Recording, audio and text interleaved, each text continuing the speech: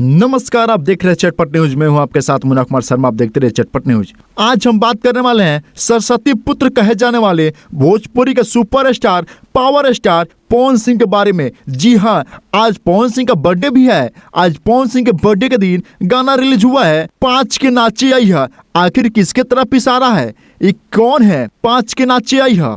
2022 में आया था गाना पवन सिंह की आज यह 5 के चल ही है नाच की। आखिर 2023 में धमाका हो ही गया कि 5 के नाची आई है।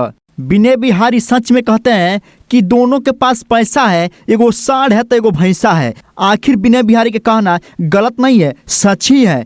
और पटना में चारू का और होर्डिंग भी हो गया है, चारू का और पवन सिंह का पोस्टर भी लग गया है। धूमधाम से बर्थडे भी मनाया जा रहा है। आखिर देखते हैं कि पवन सिंह की बर्थडे में कौन कौन स्टार पहुंचते हैं। आप देखते रहिए चटपट न्यूज।